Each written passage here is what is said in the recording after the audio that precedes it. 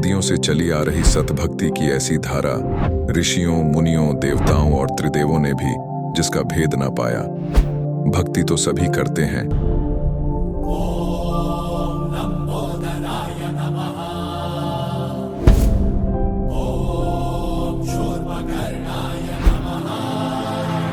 और हरदम यह सोच रहती है कि रहने के लिए आलीशान घर हो, घूमने के लिए बड़े बड़े पार्क हो, खाने पीने के लिए स्वादिष्ट भोजन हो, हम कभी बीमार ना हो, कभी दुखी ना हो और कभी भी ना मरे।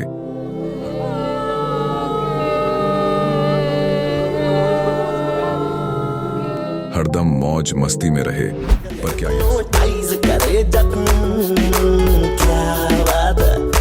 पर क्या यह संभव है?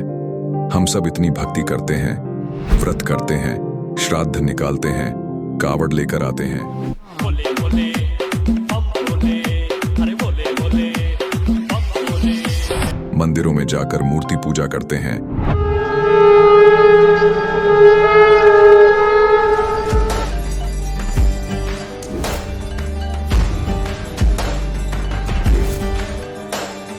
भानुकोटिभास्वरं भवाब्धितारकं परं नीलकण्ठमीप्सितार्थदायकं त्रिलोचनं कालकालमम्बुजाशमक्षशूलमक्षरम्। चर्च में जाकर प्रेयर करते हैं,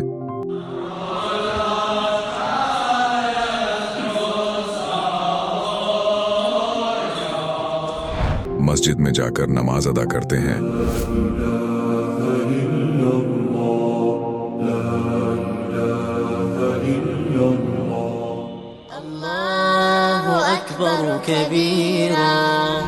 और गुरुद्वारों में जाकर माथा टेकते हैं,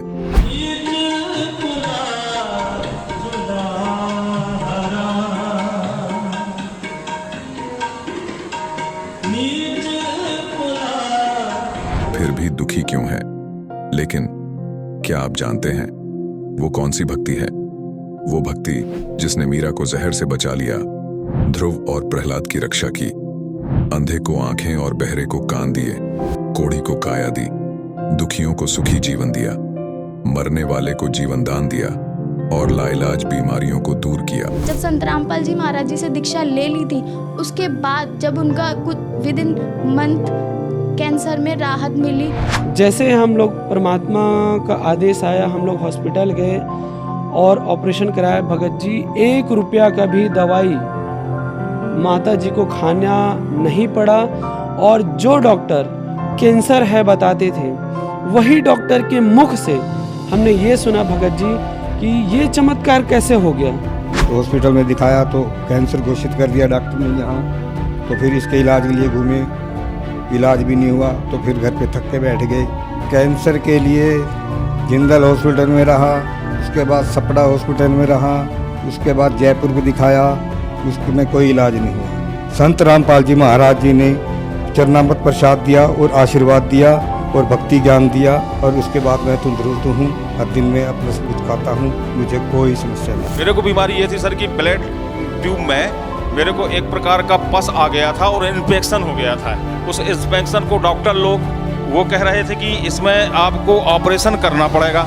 आश्रम पहुंचने में परमात्मा का नामदान लिया और जो उन्होंने मुझे उपदेश दिया, उस उपदेश देने के बाद उन्होंने आशीर्वाद दिया।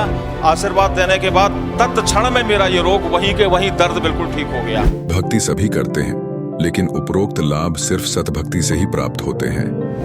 आज भी सतभक्ति करने वाले हजारों लाखों लोगों को शास्त्र अनुसार भक्ति का अद्भुत अनुभव प्राप्त हो रहा है। आइए जानते हैं ऐसे ही लाखों श्रद्धालुओं में से एक सतभक्ति करने वाले इस श्रद्धालु का अनुभव। नमस्कार सर। नमस्कार जी। सर क्या नाम है आपका? नारायण सिंह भंडारी। नारायण सिंह जी, आप कहाँ से हैं? मैं गुड़गांव से हूँ, जिला हरियाणा। नारायण सिंह जी, जैसे कि आप हमारे चैनल पर अपने अनुभव बताने आए हैं, तो हम जानना चाहेंगे कि आपके गुरुजी का क्या नाम है? संत रामपाल जी महाराज। नारायण सिंह जी, आपने अपने गुरुजी का नाम संत रामपाल जी महाराज बताया, तो संत रामपाल जी महाराज से आप कब जुड़े? सन 2017 में। सर क्या क्या भक्ति साधनाएं की हैं आपने? सर भक्ति साधना कुछ नहीं की, मेरा ट्रांसपोर्ट का काम था, टैक्सी का, और मैं जगत वाले लोगों को जैसे है उनको तीर्थ यात्राओं पर लेके जाता था। बद्रीनाथ, केदारनाथ, अमरनाथ जो भी है उनको वहाँ लेके जाता था। सर, जैसे कि आपने बताया कि आपका ट्रांसपोर्ट का काम था और आप धार्मिक यात्राएं भी कराते थे, तो आपने भी कुछ भक्ति साधना की होगी। नहीं सर, मैंने कोई भक्ति साधना नहीं की। इसका मतलब आप नास्तिक थे। पूरा नास्तिक था जी। सर, जैसे कि आपने बताया कि आप नास्तिक थे, तो फिर संत रामपाल जी महाराज जी की शरण में आने का क्या कारण बना? कारण ये बना, मेरे रिलेटिव्स है, मेरे जिया जी, उन्होंने संत रामपाल जी महाराज की नाम दीक्षा ले रखी थी। उनसे चर्चा हुई मेरी, उन्होंने मुझे ज्ञान समझाया।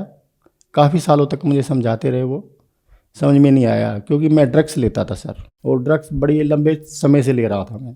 करीब 20 साल मैंने ड्रग्स लिए रेगुलर, और उसके कारण उस तरफ ध्यान ही नहीं जाता था। ड्रग्स बहुत ज़्यादा लेता था मैं, दिन में 3 बार लेता था। काफ़ी कॉस्टली भी आती थी, और मैं करीब दिन में 200 गुटखी खा जाता था पाउच, जो बहुत ख़तरनाक होते थे। गली मोहल्ले वाले बोलते थे कि ये कैंसर होके मर जाएगा, सब लोग यही बोलते थे मेरे को। और मेरे जिया जी थे, वो मुझे बड़े संत रामपाल जी महाराज के ज्ञान के बारे में बताते थे कि आप थोड़ा ध्यान दो, ये पुस्तक पढ़ा करो, सत्संग देखा करो। लेकिन मैं ड्रग्स का आदी इतना था कि उस तरफ ध्यान ही नहीं जाता था। नशा करता था जी, जिसमें स्मैक हो गया, कोकीन हो गई, और करीब 2-2.5 से गुटखे खाता था डेली, और मेरे मुंह में ही मैं लगा के रात को सो जाता था। बड़ी परेशानी होती थी, और मतलब बड़ा परेशान था मैं थोड़ा सा ज़िंदगी से। लड़ाई झगड़ा होना, जिसमें मेरे से एक मर्डर भी हो गया, जिसमें मैं 10 साल तिहाड़ जेल भी काट के आया। उसके आने के बाद भी यही स्थिति रही, हर कोई गुंडागर्दी हो गई, मारना पीटना, झगड़ा करना। मैं पुलिस वालों तक को मार देता था। जो भी मुझे पुलिस वाला दिखता था, नशा इतना गंदा था वो कि नशे में कुछ भी करवा देता था वो।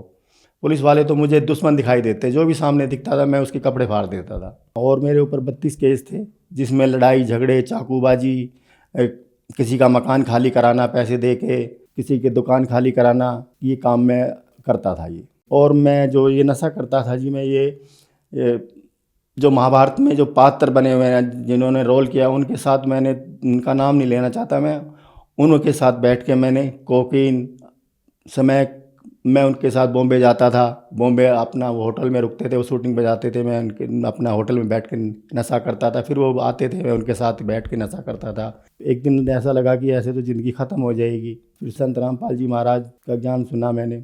संत रामपाल जी महाराज के बारे में मैंने टीवी पे देखा उसी दिन जा के। फिर मैंने संत रामपाल जी महाराज का नाम लेने की सोची। अब भाई अब ले लेते हैं नाम, अब जीवन नहीं बचेगा। संत रामपाल जी महाराज से आपने बताया कि आपने नाम दीक्षा ली, तो नशा कैसे छोड़ पाए आप? सर, नशा तो मेरे परिवार वालों ने बहुत कोशिश की, कम से कम 20 बारी मेरा इलाज कराया उन्होंने। बड़े से बड़े हॉस्पिटल, बड़े से बड़े डॉक्टर, जिसकी एक 10 मिनट की फीस 5-5 हज़ार रुपये थी, उनसे मेरा वो करवाया, लेकिन नहीं हुआ। सर, जैसे कि आपने बताया कि आपके परिवार वालों ने आपका इलाज करवाया नशे को लेकर, तो क्या आपने भी कभी कोशिश करी संत रामपाल जी महाराज से नाम दीक्षा लेने से पहले कि मेरा नशा छूट जाए? नहीं सर, ये नशा ही ऐसा है कि ये कुछ सोचने समझने ही नहीं देता, बिल्कुल भी दिमाग उस तरफ जाने नहीं देता ये। तो आपके साथ ऐसा कैसे संभव हो पाया कि आपने नशा छोड़ दिया? मैं सर, परिवार वाले जुड़े हुए थे, रिश्तेदार सब संत रामपाल जी महाराज से नाम दीक्षा ले रखी थी। एक दिन मेरे भी मन में आया कि भाई अब बहुत ज़्यादा हो गया है ये चीज़, शायद मैं नहीं बच पाऊँगा।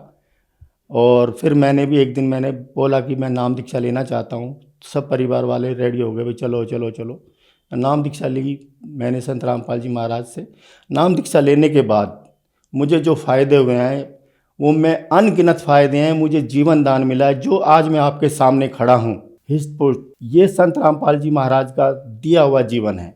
और जो मेरे साथ नशा करते थे वो सब इस दुनिया में नहीं है, वो सब लोग मर चुके हैं, है नहीं, अब कोई भी नहीं है मेरे साथ का जो भी नशा करते। लेकिन मैं संत रामपाल जी महाराज का नाम दीक्षा लेने के बाद मेरे अंदर वो एनर्जी, और तुरंत मैं वो नशे का टेस्ट ही भूल गया, कि गुटखे का टेस्ट भूल गया कैसा होता है। सर, संत रामपाल जी महाराज से नाम दीक्षा लेने के बाद आपका नशा छूटा, क्या आपको और भी कोई लाभ मिले संत रामपाल जी महाराज से नाम दीक्षा लेने के बाद? संत रामपाल जी महाराज से नाम दीक्षा लेने के बाद जी शरीर हिस्ट पुष्ट हो गया। पहले मैं इतना दुबला पतला होता था बहुत ज़्यादा, और अब बिल्कुल हट्टा कट्टा शरीर है। परमात्मा की सेवा में लगा रहता हूँ, और बाकी तो लाभ मालिक के इतने लाभ हैं कि अनगिनत लाभ है, मैं गिनाऊँ तो बहुत लंबा वो हो जाएगा। बहुत लाभ है मालिक के। जो मेरे को मर्डर केस था वो संत रामपाल जी महाराज से नाम दीक्षा लेने के बाद मेरी गवाही होनी थी, जिसमें 3 गवाही होती है, जिसमें लास्ट 2 गवाही में होती है, जिसमें कोर्ट में बोलते हैं भाई क्रॉस करना पड़ेगा, जिसमें वो जो गवाह थे वो गवाही नहीं आए। उनको बहुत ढूंढा, पुलिस वालों ने भी ढूंढा, मेरे से भी रिक्वेस्ट करी पुलिस वालों ने, भाई तू ही पता कर दे या तूने उनको कहीं गायब कर दिया। मैं कहा जी मैंने कहीं गायब नहीं किया और मैं तो अब इन चीज़ों से सबसे दूर हूँ मैं अब। उसके बाद और उन्होंने तुरंत अपना जजमेंट दे दिया कि भाई ठीक है आप इस केस से बरी होते हो, और उन्होंने फिर 15 दिन बाद जाके मैं अपना फाइल ले आया वहाँ से। और जो छोटे मोटे केस जो मेरे ऊपर चल रहे थे, लड़ाई झगड़े के, चाकू के, वो सब संत रामपाल जी महाराज की दया से सारे केस खारिज हो गए, सारे, एक भी केस नहीं। आज मैं मालिक की दया से बिल्कुल ठीक हूँ एकदम। सर जैसे कि आपने बताया कि आप इसमें कोकीन का नशा करते थे, आप इतना ज़्यादा नशा करते थे कि आपके पास 32 केस हो गए थे और बहुत ही आप असभ्य इंसान थे। संत रामपाल जी महाराज से नाम दीक्षा ली और आप एक अच्छी ज़िंदगी जी रहे हैं। तो बहुत सारे ऐसे लोग हैं जो नशा करते हैं, नशा नहीं छोड़ पाते हैं। आप उनके लिए आज एक बहुत बड़ा उदाहरण हैं, तो उनके लिए आप क्या कहना चाहेंगे? मैं अपने जो जगत के भाई बहन हैं, जो इस दुनिया में मेरे मित्र हैं, जो मेरे जानने वाले हैं, ना जानने वाले, जो भी मुझे देख रहा हो, वो मैं उनसे विनती करना चाहूँगा वो संत रामपाल जी महाराज से जुड़ें, सत्संग देखें, और जो भी बुराई हैं उनके अंदर, जैसे मेरे अंदर बुराइयाँ थी, मैं बुराइयों का बहुत बड़ा घर था, ये मेरे गली मोहल्ले वाले जानते हैं।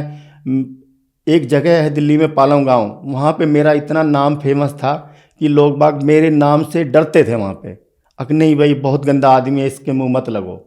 मैं संत रामपाल जी महाराज के चरणों में नाम दीक्षा लेने के बाद मेरी सारी बुराइयाँ छू मंतर हो गई। यही नहीं पता लगा कि मेरे अंदर ये एकदम परिवर्तन आ कैसे गया।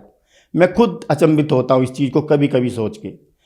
मैं तो ये कहता हूँ जगत के लोग कि संत रामपाल जी महाराज इस धरती पे अवतार आए हुए हैं, और सत्संग देखो, उनका ज्ञान समझो।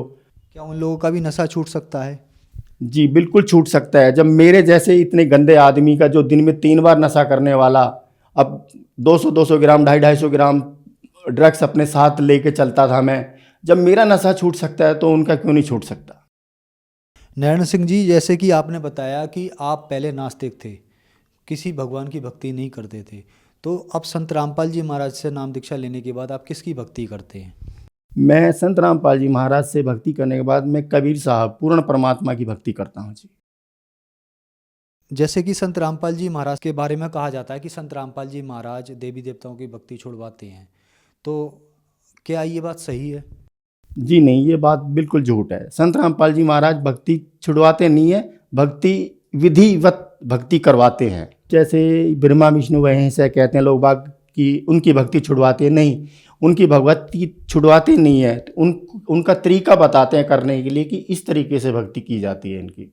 नारायण सिंह जी, जैसे कि आपने बताया कि आप बहुत ज़्यादा नशा करते थे और संत रामपाल जी महाराज से नाम दीक्षा लेने के बाद आपका नशा छूट गया। आपने ये भी बताया कि मेरी परिवार वालों ने बहुत कोशिश की लेकिन मेरा नशा नहीं छूट पाया। सर, गवर्नमेंट के बहुत सारे नशा मुक्ति स्कीम है, बहुत सारे नशा मुक्ति केंद्र हैं, लोगों का नशा नहीं छूट पाता, लोग लाख कोशिश कर लेते हैं, लेकिन संत रामपाल जी महाराज से नाम दीक्षा लेने के बाद उनका नशा छूट जाता है। ये क्वेश्चन बहुत ही रहस्यमयी बना हुआ है। तो सर, आप लोग नशा कैसे छोड़ पाते हैं? संत रामपाल जी महाराज जी के पास ऐसा क्या है? देखो जी, मैं नाम दीक्षा लेने से पहले मैं भी बहुत जगह इलाज कराया, मैंने अपना काफ़ी जगह इलाज कराया। मेरे परिवार वालों ने, मेरे भाई हैं, मेरे 2 छोटे भाई, उन्होंने बहुत जगह अच्छे से अच्छे डॉक्टरों के पास दिखाया, नहीं छूट पाया। नशा मुक्ति केंद्रों में लोग लेके जाते हैं, नहीं छूट पाता। लेकिन संत रामपाल जी महाराज के सच्चे मंत्र इतने पावरफुल होते हैं, जो उन मंत्रों का विधिवत करेगा तुरंत परमात्मा दया करते हैं और वो सब नशा छोड़ देते हैं। सर, आपका कहने का मतलब है कि संत रामपाल जी महाराज जो मंत्र देते हैं वो उसमें इतनी शक्ति है कि वो नशा व्यक्ति अपने आप ही नहीं करता, ऐसा ही कहना है आपका? जी बिल्कुल ऐसा ही कहना है, 100% ऐसा ही कहना है मेरा। नारायण सिंह जी, जैसे कि आपने बताया कि आपको संत रामपाल जी महाराज ने मंत्र दिया और आप ठीक हो गए, सर इन बातों पे कैसे विश्वास किया जाए कि एक संत इतनी दूर बैठा है और आपने इतनी दूर से उनसे मंत्र लिया और आप ठीक हो गए? ये तो एक हास्यास्पद बात है। सर, मैं अपने लिए बता दूं, संत रामपाल जी महाराज से नाम दीक्षा लेने से पहले मेरे को लोग वह कहते थे कि कहते हैं ना कि इसने घाट घाट का पानी पी रखा है, मेरे से कहते थे इसने घाटों घाटों का पानी पी रखा है। सर मैंने बहुत दुनिया देखी है, कश्मीर से कन्याकुमारी तक, कोई भी नशा नहीं छुटवा सकता इस धरती के ऊपर संत रामपाल जी महाराज के सिवाय। संत रामपाल जी महाराज के मंत्रों में वो शक्ति है, जैसे हमारा मोबाइल का टावर कहीं और 200 मीटर 500 मीटर दूर होता है तो वो हमारे मोबाइल जैसे हम बात करते हैं, ऐसे संत रामपाल जी महाराज के शब्द में वो शक्ति है, वचन में वो शक्ति है, उन मंत्रों में वो शक्ति है महाराज जी के कि दूर बैठे हुए भी वो काम करती है। सर, संत रामपाल जी महाराज से अगर कोई श्रद्धालु नाम दीक्षा लेना चाहे तो कैसे ले सकता है? जी, संत रामपाल जी महाराज से दीक्षा लेने के लिए साधना चैनल पे 7:30 बजे गुरु जी का सत्संग आता है। उस सत्संग के अंदर नीचे एक पट्टी चलती है, उस पट्टी के अंदर नंबर चलते रहते हैं आश्रम के। उस नंबर पे किसी भी नंबर पे आप कॉल करो और आपके आसपास कोई भी नामदान केंद्र होगा, वहाँ का आपका एड्रेस दे दिया जाएगा और वहाँ से आप जाके नाम दीक्षा ले सकते हैं ज्ञान समझ के। नारायण सिंह जी, हमारे चैनल पर अपने अनुभव बताने के लिए आपका बहुत बहुत धन्यवाद। सत साहिब जी। अब जगत गुरु तत्वदर्शी संत रामपाल जी महाराज जी के सत्संग के माध्यम से उस अद्वितीय आध्यात्मिक ज्ञान के बारे में जानते हैं जिसके माध्यम से आप भी प्राप्त कर सकते हैं ऐसे आध्यात्मिक, मानसिक और भौतिक सुख जो अभी तक आपने सिर्फ मीराबाई, ध्रुव, प्रहलाद जैसे कुछ ही भक्तों की जीवन कथा में सुने होंगे। अब सुनिए तत्वदर्शी संत के संग शास्त्र अनुकूल भक्ति सत्संग, ऐसा अद्वितीय आध्यात्मिक ज्ञान जिसका है सर्वधर्मों के पवित्र शास्त्रों में प्रमाण। अब वीर सिंह बगैर ने सोची ठीक है दे देंगे गुरुजी जब देंगे, क्योंकि उसने कोई लगन नहीं थी। शुरुआत में ऐसा ही होता सबके साथ। अब परमात्मा गए, महीने 2 महीने 4 महीने 6 महीने के बाद फिर दोबारा उसके पास। राजा ने तैयारी कर रखी, कहाँ शिकार खेलने जाने की, सब तैयारी करके कति तैयार बैठे थे, घोड़े गाड़े तैयार कर रखे, सब सेना तैयार थी। जंगल में जाकर शिकार करते हैं राजा लोग, हिरण मारते हैं। तो ऐसे यानी ये बकवाद और कराता काल इनके पाप बढ़ाने के लिए कबीर साहब पहुंच गए।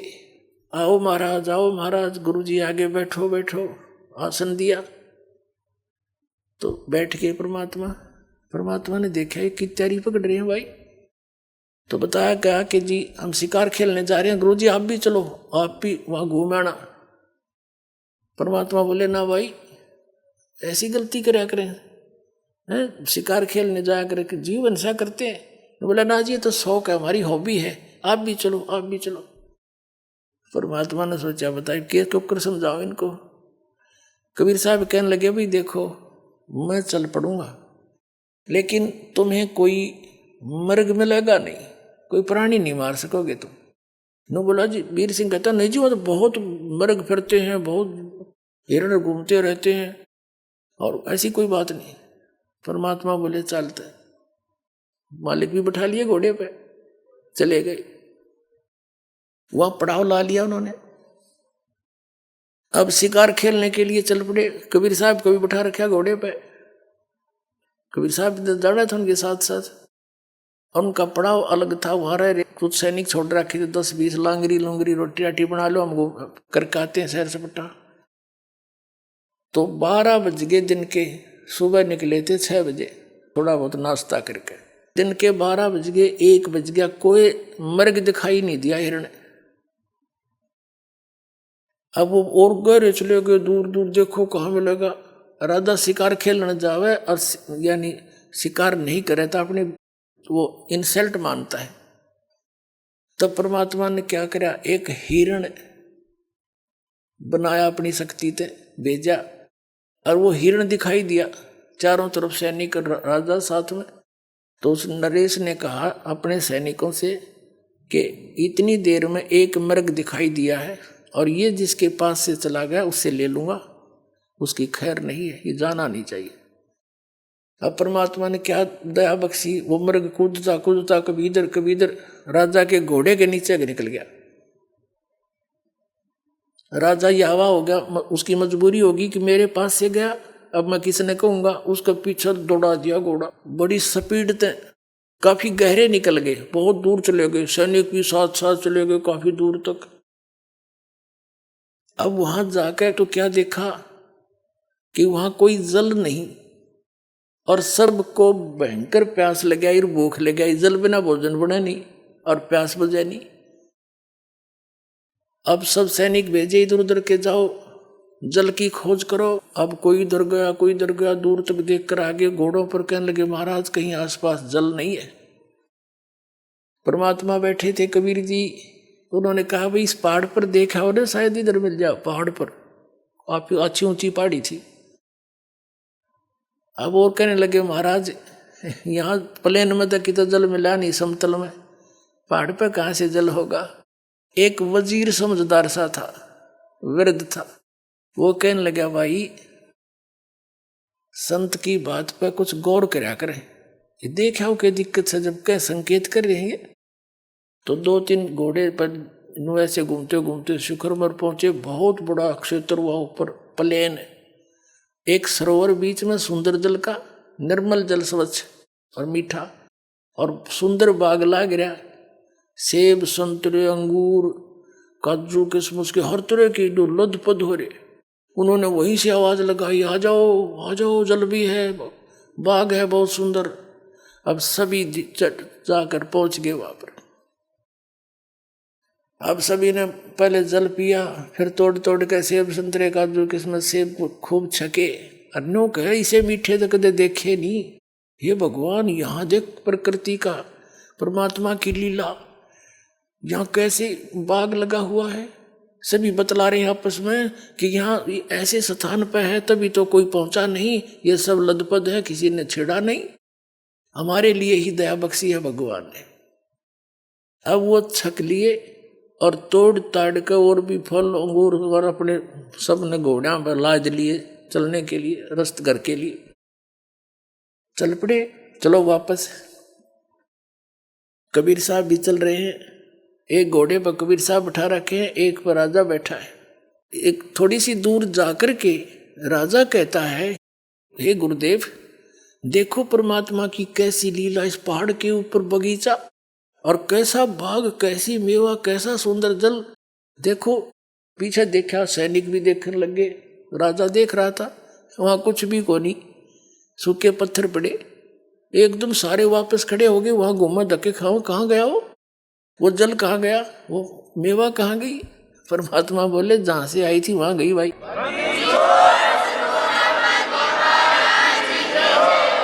जी कहां से आई थी, के सतलोक से आई थी, जहां आपको दास ले जाना चाहता है। परमात्मा कहते थे जहां की मैं भक्ति बताता हूं वहां ऐसे मेवे, ऐसे बाग, ऐसे सरोवर भरे, अमृत ये जल है वहां पर।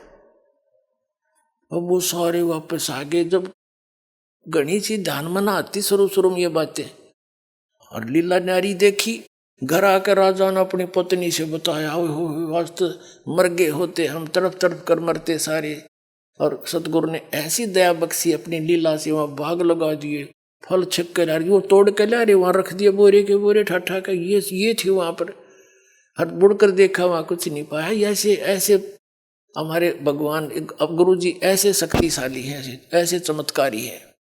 रानी ने भी नाम ले लिया, उसको फिर थोड़ी सी दृढ़ता हुई। परमात्मा बोला अब प्रथम नाम ले तू, अब तेरी थोड़ी बहुत बुद्धि लगेगी भक्ति में, अभी तो बकवाद कर रहा था, तेरा नाम खंडित है। अब दोबारा नए सिरे से प्रथम मंत्र दिया। कुछ दिनों के बाद फिर उसकी श्रद्धा अजब बन गई, फिर दूसरा मंत्र सतनाम दिया। फिर कुछ दिन के बाद भक्ति बढ़ने से अंतःकरण के मैल हट जाते हैं, फिर जिज्ञासा बढ़ जाती है, चाह बढ़ती है भगवान की। सतनाम से प्रबल इच्छा होती है कि भगवान आप सार नाम भी को थे, सार नाम दूंगा। परमात्मा बोले भाई योग्य हो जाएगा जब मिलेगा, यो इतनी जल्दी ना दूं। जब भी गुरुदेव आते हैं उनसे मिलते, प्रभु दया करियो, सार नाम दियो, योग्य हो गया होता आपका दास, सार नाम देना। कबीर साहब कहने लगे, एक दिन चले गए परमात्मा और कहने लगे भाई आज तुझे सार नाम दूंगा। कि अच्छा महाराज बड़ी दया हुई, ओह तो मेरे भाग खुल गए।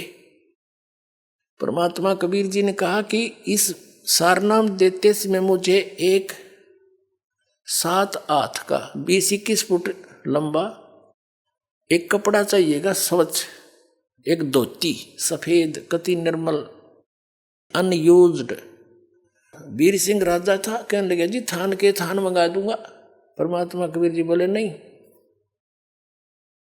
जो कपड़ा मुझे सारनाम देने के लिए आवश्यकता पड़ेगी आपके लिए, वो आपकी गुरु बहन है, एक चंद्रप्रभा नाम की पंडितानी है, और वो विधवा है आपकी काशी नगरी में, उस मोहल्ले में उसकी एक पुत्री है, और उसने वह साड़ी अपने ही बगीचे में, वह धोती अपने ही आंगन में कपास का पौधा बोया बाड़ी है, और गंगा का जल मटके में भर भर कर लाकर वह बाड़ी के पौधे सींचे हैं भाई।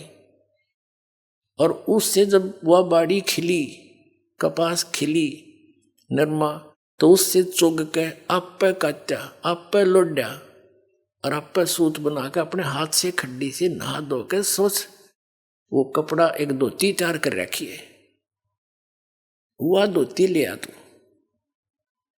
तब तुझे सारनाम मिलेगा, नहीं तो नाम वो मिलेगा नहीं। अब वीर सिंह बघेल ने संदेशा भिजवाया, उस थान खोजा कहाँ सी रहती है मेरी गुरु बहन, यानी कबीर साहब की शिष्या थी वो। अब वहाँ पता लगा, सैनिकों ने आके बता दिया ऐसे ऐसे वो बहन वहां पर रहती है, हमने पता कर लिया उनके घर का। राजा ने कहा कि उनको संदेशा दो कि मैं उनसे मिलना चाहता हूं अपनी गुरु बहन से। अब सैनिकों ने जाके बता दिया कि बहन ऐसे ऐसे वीर सिंह जी आपसे मिलने आ रहे हैं, आपके गुरु भाई हैं। उसको पता था इस बात का कि वो है तो गुरु भाई, पर राजा का दिमाग तो राजा के हिसाब से, और मेरे पास आ रहा है, कोई कुबद ना कर दे भगवान, हे प्रभु मेरी रक्षा करियो, कोई मन में खोट लेकर ना आ रहा हो। नहीं, राजा तो राजी खुशी तो आया नहीं करे गरीब के घर में। अब उसने आने से पहले आसन लगा दिया, जैसा भी उसका घर पे था, बढ़िया कपड़े बिछा दिए, दूध गर्म करके ठंडा करके पीने योग्य तैयार कर रखा खातिर अपने आओ भगत के लिए, और उसको बुलाया। अब आ गया, जो बैठ के प्रणाम हुए, सत्साई भाई सत्साई बहन बैठ के नरेश उसके चारपाई पे, और बोलो जी दूध पी लो भाई। राजा बोला बहन दूध पीछे पीऊंगा तेरा मैं, पहले मेरी अर्ज स्वीकार कर। बोल भाई मैं कंगाल, आप राजा, मुझ गरीब के पास क्या देने को है आपके लिए, क्यों शर्मिंदा करते हो मुझे। कि नहीं बहन, आज मैं भिखारी बन के आया हूँ और आज मुझे सारनाम मिलेगा, गुरुजी ने रजा बख्शनी है, और उस सारनाम के लिए मुझे एक धोती चाहिए जो तेरे पास है, साफ धोती सुथरी बनी वह साड़ी। वह बहन बोली जी मेरे पास तो गणिये धोती है, दे दूंगी कोई बात नहीं, अकना वो धोती चाहिए जो आपने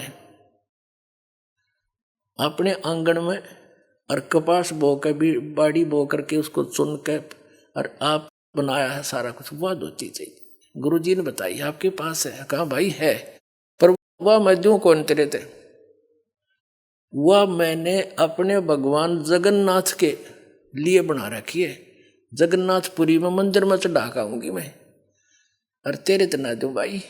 मेरे एक एक आंसू और प्यार का तार उसमें भर रखा भगवान के नाम का। अब उसने सोचा छोरी लड़की ने तो बड़ी बात अड़ा दी भाई, आज मेरा भाग्योदय होना था, सारनाम मिलना था, और देख किसी कर्म फूटे मेरे। उसने कहा बहन तेरे लिए मैं और जितने तू कहेगी ना उतने तो पैसे दे दूंगा, और तेरे तो हाथ की चीज है तो फिर बना लिए, मेरा भाग्योदय हुआ नहीं, मुझे सारनाम नहीं मिलेगा। न्यू बोली भाई या ना दूं कति, जन्यू कह तेरी नगरी त्याग दूं, ईब लेकर अपनी बच्ची ने चली जाऊंगी, पर यह धोती नहीं दूंगी मैं तेरे को, या मेरे भगवान के लिए मैंने बना रखी। जब उसने देखा कि सारे प्रयत्न विफल हो गए और उठ कर चल पड़ा, बहन मेरा दुर्भाग्य है, मेरे भाग में नहीं है ये नाम। देख कैसी कंडीशन अड़गी मुझ नीच के आगे, अब मुंह लटका के आ गया वापस। परमात्मा को पता था, घर पे बैठे थे उनके, वीरदेव सिंह बघेल से पूछा कि भाई लाया वो धोती, कि महाराज मेरा दुर्भाग्य है। उस बहन ने वो धोती देने से मना कर दिया। परमात्मा ने कहा क्यों मना कर दिया, क्या कारण है? कि उस बहन ने बताया है कि वह धोती उसने, वो साड़ी भगवान जगन्नाथ के लिए बना रखी है, और वो यूं कह रही है कि मैं भगवान जगन्नाथ के मंदिर में या धोती चढ़ा के आऊंगी, इसने मैं दूं नहीं किसी को भी।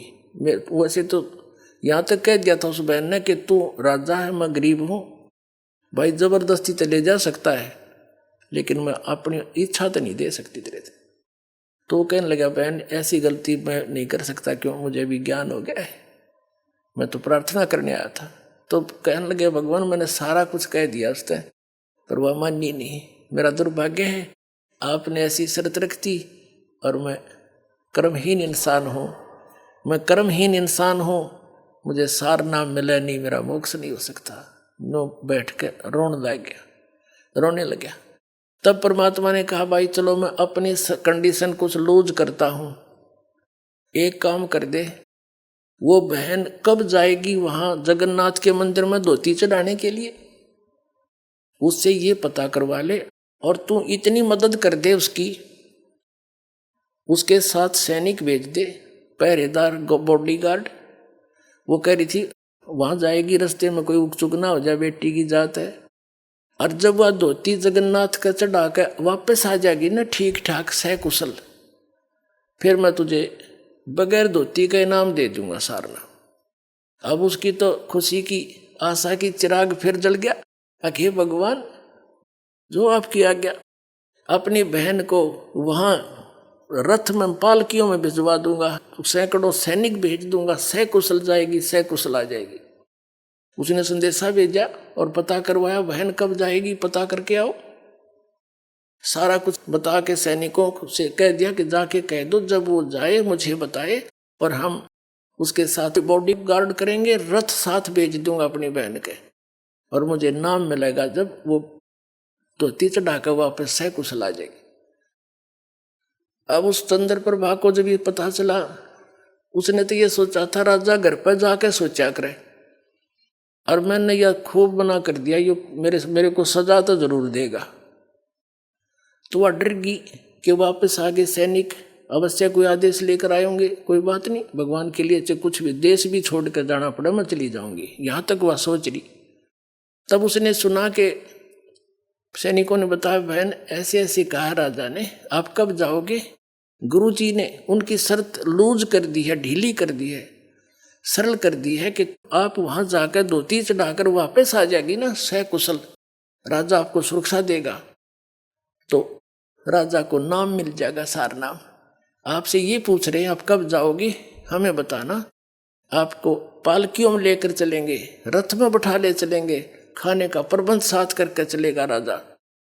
वह कहने लगी भाई ना रथ में बैठूं ना पालकी में बैठूं, मैं तो पैदल जाऊंगी और सिर पर अपनी वादर के ले जाऊंगी धोती भगवान की। ठीक है तुमने मेरे साथ चलना है, राजा के आदेश से बेसिक चल पड़ी। वह लड़की चली गई, राजा ने सैनिक भेज दिए, सख्त हिदायत दे दी थी कि इस लड़की को कोई उक चुक ना हो जा, मेरी जिंदगी और मौत का सवाल है। सैनिक समझदार से भेजे, बुजुर्ग से समझदार से सारे डाल के, और रास्ते का सारा सामान खाने पीने का साथ बांध दिया, सबका लंगर। अब जब वो बहन पहुंची जगन्नाथपुरी में, भगवान जगन्नाथ यानी श्री विष्णु जी के चरणों में वह धोती समर्पित करने के लिए नहा धो के धोती रख के सिर पे आदर से, और पहुंच गई उस जगन्नाथ के मूर्ति के सामने, और साथ में सैनिक कदे कोई उकचुक हो जाए न तो सख्त हिदायत थी। अब उस लड़की ने वह आदर से धोती उतार के एक थाली में रखी हुई थी, और जगन्नाथ की मूर्ति के चरणों में रखकर कहा कि हे भगवान इस दासी की तुच्छ भेंट स्वीकार करिए, आपके लिए एक भेंट लाई हूं। वो धोती वहां से उठी उस थाली में थे और बाहर आंगन में आकर पड़ गई। आकाशवाणी हुई कि मूर्ख जगन्नाथ बैठा काशी में और तू धक्के खान आई यहाँ पर इस मंदिर में। उस जाकर उस जगन्नाथ को दे दिया धोती, तेरे कर्म बनाना चाहती है। वो कबीर जगन्नाथ है। आकाशवाणी हुई।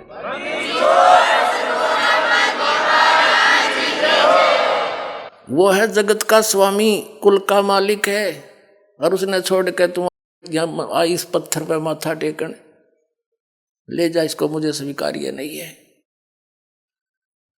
अब वो तो वहीं से लगी थी रोने, उठा कर धोती फिर सिर पे रख ली, वहीं से लगी थी रोने, हे भगवान मैं किसी नीच हूं।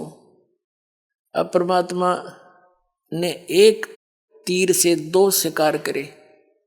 हम इसे अनजान थे उस समय। हम कबीर साहब को तो एक गुरु और संत मान्या करते, और जगन्नाथ को भगवान श्री विष्णु जी को गुरु कबीर साहब और भगवान हो जगन्नाथ। अरे फुटे बाग मारे। और राजा वीर सिंह के अंदर भी इतनी श्रद्धा ना थी, वो ठीक सा भगत था, पिछले संस्कार अच्छे थे, और जब उसको भी सार नाम के योग बनाना था मालिक ने, क्यों जब तक कहते हैं गुरु मानुष कर जानते ते नर कहिए अंध, वह दुखी संसार में आग गए यम के फंद। राजा भी कबीर साहब को तो एक संत मानने था, विष्णु जी और इनको ही भगवान मान रहा था, निराकार को, क्योंकि भगवान कबीर साहब ज्ञान देते रहे, सारा कुछ करते रहे, चमत्कार भी दिखाते रहे जो भगवान किया करता है। लेकिन हमारी बुद्धि उस रंग से हटी नहीं, क्योंकि हम शिक्षित नहीं थे। अब वो लड़की वापस आई, पहले गई कबीर साहब की कुटिया में, वहां से पता चला कि उस दिन भी परमात्मा 10-15 दिन के बाद फिर उसके वीर सिंह के उसमें दरबार में बैठे थे घर पे। पता था मालिक को कि आज आवेगी, वह धक्के खान गई थी। वहां से पता चला कि कबीर साहब तो वीर सिंह के घर गए हैं परमात्मा जी। वह लड़की वहीं पहुंची रोती हुई, इतनी बुरी तरह रो, कपड़े भीज रहे आंसुओं से, और वह धोती धर के चरणों में कबीर परमात्मा के इसी बुरी तरह रोए, मुंह तो जुबान नहीं निकला उसके, बोला नहीं जा, कंठ रुंध गया। अब वीर सिंह ने चिंता होगी कि इस लड़की को किसी ने कुछ कह दिया, और ये सैनिक साथ मरे थे, इन्हें क्यों नहीं ध्यान रखा, मेरी तो इज्जत का नाश कर दिया, मुझे सारा नाम नहीं मिले। उन सैनिकों को बुलाया एक साइड में, और अन्य कमियों की तो मर गए थे, तुम क्या हो गया इस बहन को? तब वो किसी ने क्या कह दिया इसको, तुम्हें कहा था सुरक्षित लाना। तब उन्होंने कहा महाराज किसी ने कुछ नहीं कहा, हम साथ थे वहां से यहाँ तक। उन्होंने सारी घटना बताई कि इसने जाकर के बहन ने धोती चढ़ाई मंदिर में, वह धोती वहां से उठी और बाहर पड़ी मैदान में आके आंगन में। आकाशवाणी हुई कि भगवान तक काशी में बैठा कबीर, वो है जगन्नाथ, उसको दिया धोतियां धक्के खाना आई तो इस मंदिर मत पत्थर में, या दब से रोने लाग रही है ये बैठे भगवान। फिर वीर सिंह भी चरणों में पड़ गया, रो बुरी तरह, भगवान मेरी चौंध टूट गई, आप तो मालिक हो, आप समर्थ हो। जब परमात्मा ने उन दोनों को नाम दिया, पहला नाम दिया, दोबारा सतनाम, कि अब शुरू करो, अब भक्ति के योग बनोगे, अब तुम ड्रामा कर रहे थे। उस दिन से फिर उन दोनों को नए सिरे से नाम दिया, सतनाम दिया, फिर सार नाम दिया, उनका कल्याण किया अपना आत्माओं। तो यही प्रोसीजर है पूरे कंप्लीट कोर्स का, जो दास आज आपको देता है वो गॉड गिवन कबीर साहब का दिया हुआ, कल्याण करवा लो, समय है। बोलो सतगुरुदेव की जय हो।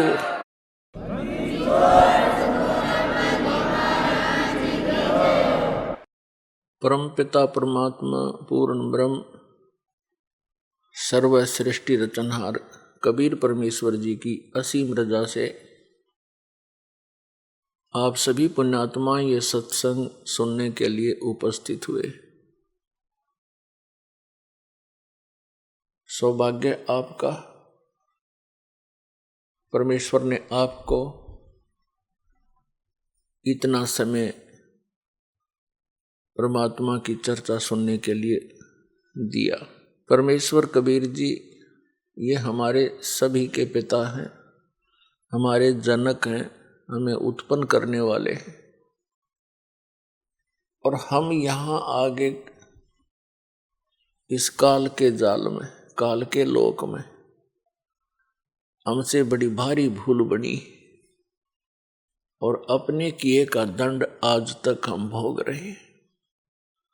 अपने पैर पे हमने स्वयं कुहाड़ा मार रखा है। अब वो दयालु परमात्मा हमारे लिए भटक रहे हैं, यहाँ आते हैं, अपना ज्ञान कराना चाहते हैं, हमें ये बताना चाहते हैं कि आप यहाँ के वासी नहीं हो, ये लोक ठीक नहीं है, यहाँ आप स्थायी नहीं हो। लेकिन आप जी ने इसका कोई विकल्प नजर आया नहीं। आप जी ने इसी व्यवस्था को अंतिम मान के, इसी की अपनी मर्यादा बना के और यहाँ जन्मते मरते रहते हो, कष्ट पे कष्ट उठाते रहते हो। और कोई भी व्यक्ति नहीं चाहता मैं दुखी हूं, कोई नहीं चाहता मेरी मृत्यु हो, कोई नहीं चाहता मैं वृद्ध हूं, और सारा कुछ हो रहा है। हम देख भी रहे हैं कि सभी वृद्ध हो रहे हैं, सबकी मृत्यु हो रही है और कष्ट भी हो रहे हैं, और फिर भी हम ये सोचते हैं हमें नहीं होने चाहिए। ये अच्छे से नहीं लगते। वृद्धावस्था सबसे बड़ा कहर है इस प्राणी के ऊपर। और जो परमात्मा कबीर जी की शरण में आ जाते हैं, इस दयालु भगवान की भक्ति से इनको बहुत सारा मिलता है। वृद्धावस्था में शरीर में रोग कम होते हैं और परमात्मा की भक्ति के सहारे इनका शरीर ठीक चलता रहता है। और जो परमात्मा कबीर जी की शरण में नहीं आते हैं, वो वृद्धावस्था के अंदर एक महान कष्ट को भोगते हैं। हम रोगी हो जाएं तो भी हम स्वीकार कर रहे हैं, और वृद्ध हो जाएं तो भी हम कोई दिक्कत नहीं। लेकिन जब मृत्यु का टाइम आता है, मृत्यु का नंबर आता है, तब हमें अच्छा नहीं लगता। क्योंकि मुश्किल से सारा जीवन लग के तो एक परिवार बनाया, फिर एक घर बनाया, करीब चालन की तैयारी होगी। बताइए कोई सांग होया? ये क्या व्यवस्था, खा के ये व्यवस्था, और ये पता ये कंपलसरी होगा। तो इसका कारण क्या है? हम चाहे कितने दुखी हैं, मृत्यु नहीं चाहते। क्यों नहीं चाहते? क्योंकि ये कोई बढ़िया बात थोड़ी है, सारा जीवन ये जोड़ जाड़ कर बनावा, सेटिंग सी करें, इतना मृत्यु हो जाती है।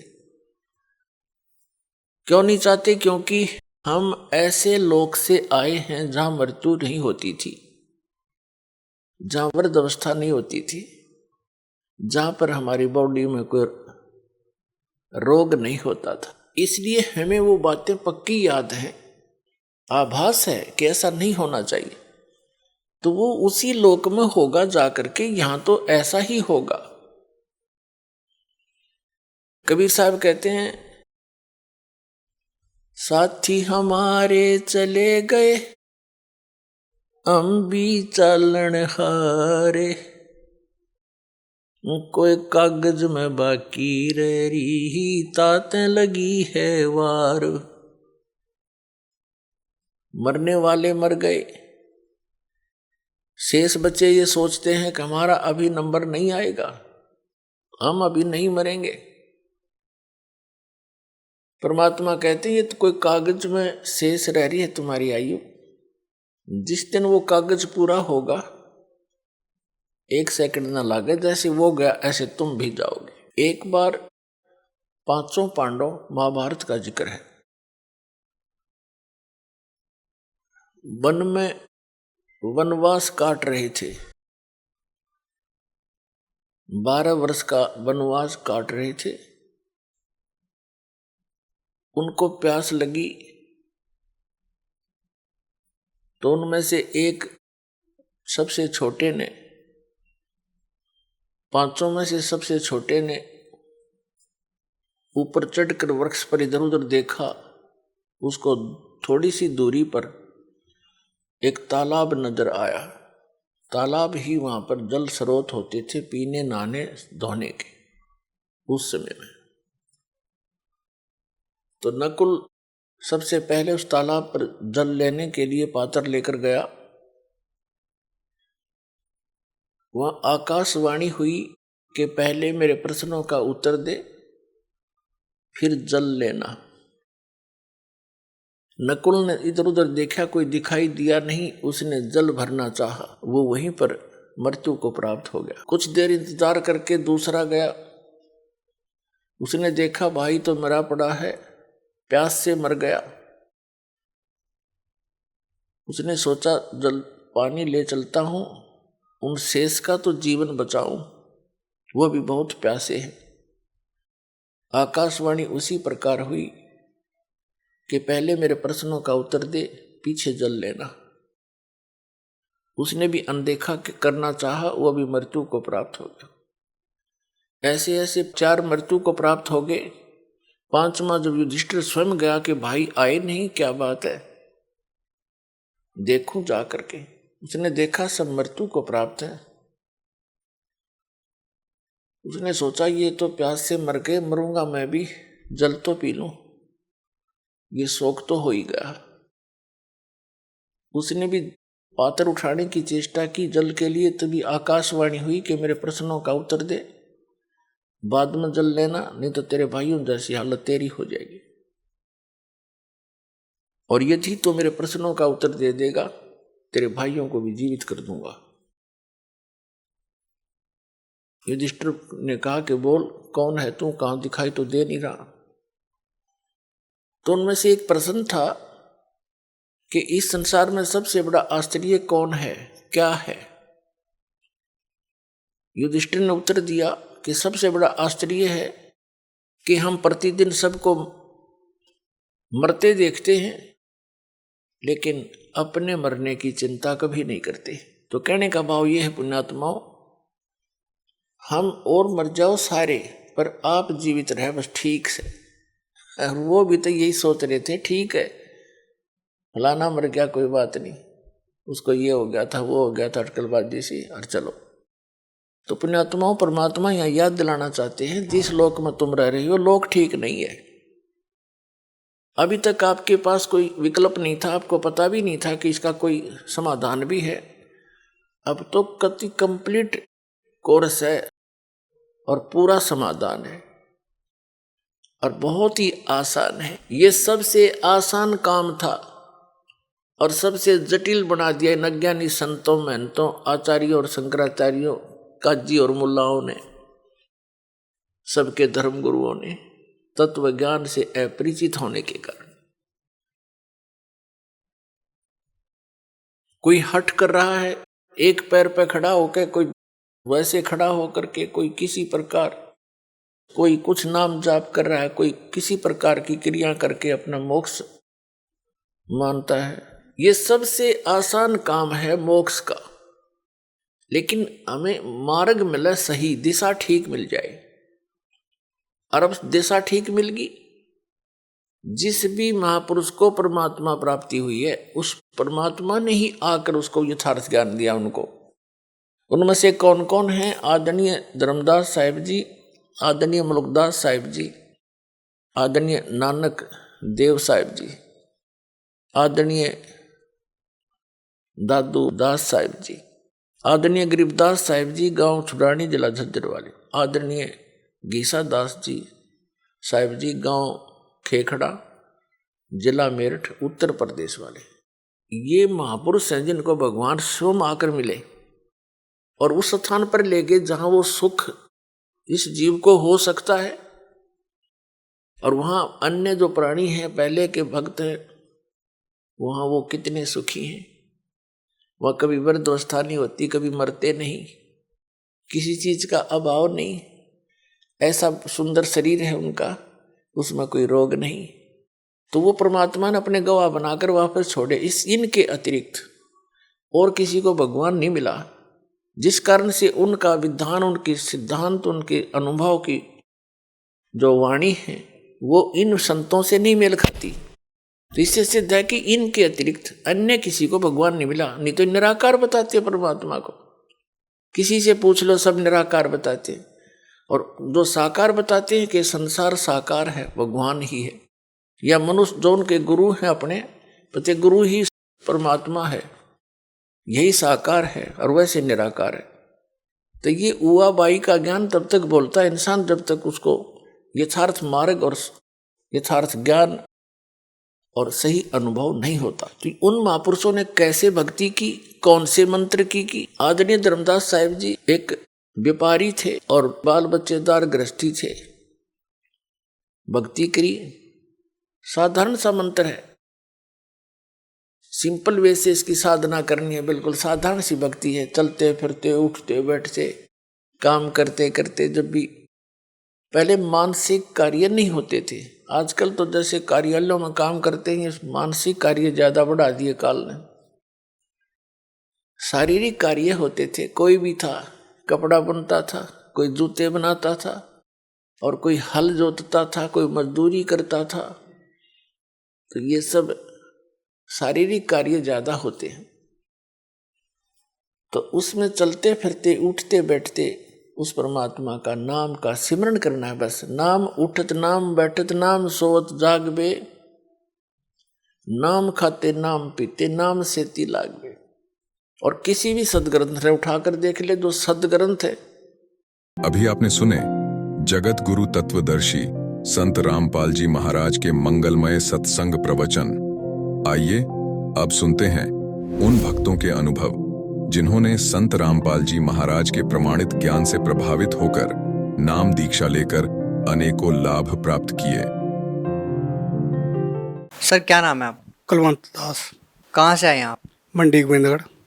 कुलवंत जी क्या काम करते हैं? कारपेंटर था। सर संत रामपाल जी महाराज से नाम दीक्षा लेने से पहले आप क्या भक्ति साधना करते थे? सर जी मैं राधा स्वामी पंथ से जुड़ा हुआ था, उनसे नाम दीक्षा ली हुई थी। 12 साल नाम दीक्षा ली। सर आप 12 साल तक राधा स्वामी पंथ में रहे हैं, उसके बाद आप संत रामपाल जी महाराज जी की शरण में कैसे आए? सर जी उधर मेरा मन टिकिया नहीं था इन्ना जिकना संत रामपाल जी महाराज जी शरण ਵਿੱਚ ਆਉਣ ਤੇ ਟਿਕਿਆ। ਉਧਰ ਮਨ ਨੂੰ ਤਸੱਲੀ ਨਹੀਂ ਤੀ, ਮਨ ਦੀਆਂ ਟੈਨਸ਼ਨਾਂ ਬਹੁਤ ਸੀਗੀਆਂ ਤੇ ਕੋਈ ਲਾਭ ਨਹੀਂ ਮੈਨੂੰ ਦਿਖਿਆ उधर। सर आपको संत रामपाल जी महाराज जी के बारे में कैसे पता चला? सर जी मैं ऐसे ही अपने मोटरसाइकिल ठीक करवाने अपने ब्रदर के दुकान पे चला गया। उन्होंने संत रामपाल जी महाराज से नाम दीक्षा हफ्ता 10 दिन पहले ही ली थी। तो मैंने उनको पूछा, उन्होंने मेरे को बताया कि मैंने तो ये संत जी रामपाल जी महाराज जी को गुरु बना लिया। तो मैंने पूछा इनमें क्या खासियत है भी तूने उधर से छोड़ के इधर रामपाल जी महाराज को गुरु बनाया? तो उन्होंने बताया मेरे को ये अंदर के लाभ हुए। तो फिर मैंने कहा भी मेरे को कैसे ले जा सकते हो आप? वो कहते भगत जी आप तुसी भी ਐਤਵਾਰ को सत्संग होगा गुरु जी का, भी साढ़े नाल चलो, असी तुहानूं उत्थे नाल ले के चलांगे। तो भगत जी जदों उन्होंने शनिवार का दिन सीगा ते मैं ऐसे ही काम ते गया हुआ था। तो 11 बजे मैं बैठे बैठे ने सोचा, उनको भगत जी को फ़ोन किया कि भगत जी आपने कदों जाना है? उन्होंने बोला भी तुम 12 बजे तो तैयार होके जल्दी से जल्दी बस स्टेशन पहुँचो। तो मैंने लड़के को जो मेरे काम करते थे उनको बोला भी मैं तो जा रहा हूँ, आप तो 2 दिन काम ये संभालना। तो वो कहते ठीक है तुसी जाओ। तो मैं उत्थे ते जल्दी दे के घर नूं आ गया। घरे आके भगतमती को बोला मेरा बैग तैयार करो। तो भगत जी उत्थे मैं उन्होंने नाल चले गया। तो रात नूं 9:30 बजे ट्रेन उतरे। उत्थों उन्होंने फ़ोन किया जी की गड्डी आ गई, आश्रम चले गए। तो रात जब आप सतलोक आश्रम बरवाला में पहुँचे आपको वहाँ तो जैसे हम स्वर्ग में आ गए या परमात्मा भी सब कुछ भूल गए। सर जैसे कि पहले आप डेरा व्यास थे, अब आपने संत रामपाल जी महाराज आप सतलोक आश्रम बरवाला में जाते हैं, दोनों डेरों में आपको क्या भिन्नता नजर आती है?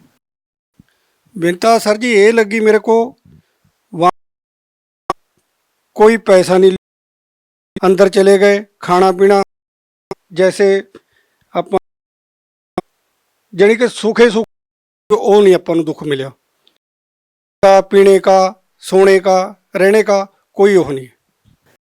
लोग आश्रम बरवाला में गए तो आप बात किससे हुई और क्या बातें हुई उनसे? सर जी पहले तो मुरे बैठे हैं जो गुरुजी का नामदान देते हैं, फार्म भरवाया हमने, जल्दी दे के नामदान ले लिया। कितने पैसे लिए उन्होंने फार्म जी कोई पैसा नहीं, ये तो सरासर वाले भी झूठ बोलते हैं, मेरे से लिया उन्होंने। महाराज से नाम दीक्षा लेने के बाद आपको हुए क्या लाभ हुए आपको? सर जी संत रामपाल जी महाराज जी से नामदान लेने से बाद एक तो मेरी दिमागी वो खत्म होगी, एक स्थिति थी वो सुधर गई। यही सर, संत महाराज जी के बारे में ये कहा जाता है कि वो अन्य संतों की निंदा करते हैं, क्या इत्तेफाक रखते हैं? यानी किसी दी कर दे बता रहे हैं लोगों को। सर, आप गुरु भूमि पंजाब से बिलोंग हैं, आपने एक हरियाणा के निकले संत रामपाल जी महाराज से, जिनके लाखों श्रद्धालु हैं, को देखकर ऐसा नहीं लगता आम समाज कि वो एक संत है। में ये धारणा है कि एक संत भगवा चोला पहनता है, लंबी जटाएं रखता है, बड़ी बड़ी दाढ़ी रखता है, लेकिन संत रामपाल को देखकर ऐसा नहीं लगता कि वो एक संत है। क्या पहली बार जब आपने संत रामपाल जी देखा तो देखकर क्या आपको लगा है या नहीं? आपके मन में किस बातें आई? मेरे मन में तो एक ही जो परमात्मा खुद में आए हुए हैं, ये भी संत जटा रखे या और के वही संत हो, ये तो कुछ जरूरी नहीं है। जो परमात्मा देखो है उनके नाम दीक्षा पता चलता है कि यही पूरा जो साधु महात्मा ऋषि हैं इनके पास है ही नहीं जो गुरु रामपाल जी महाराज देते हैं। सर है कि गुरु नानक देव जी करते थे जिसको दो, जैसा कि गुरु नानक देव जी सोई गुरु पूरा कर का भेद बतावे। सर, क्या महाराज जी भी वही भक्ति साधना अपने श्रद्धालुओं को देते हैं जो गुरु नानक देव जी जाप करते? बिल्कुल जी, वही देते हैं जो गुरु नानक गुरु जी ने, गुरु राम महाराज जी ने ते अपने पिता च सारे के ये दो अक्षर का इसका जाप गुरु नानक वही जाप वो देते। पहले तो इतना पता ही नहीं था, ज्ञान गुरु जी ने, गुरु रामपाल जी ज्ञान दिया कि अब उस कि उनके कोई वो हो। सर से क्या प्रार्थना करना चाहेंगे? यही अर्ज है कि संत रामपाल जी महाराज जी के अपने नाम और नामदान लेके अपना कल्याण कराओ। संत राम जी के चैनल पे उसमें नीचे एक पीली पट्टी आती है, फ़ोन नंबर लिखे, उनसे के अपने का कोऑर्डिनेटर है उसके पास जाके नामदान ले सकते हैं। सर सच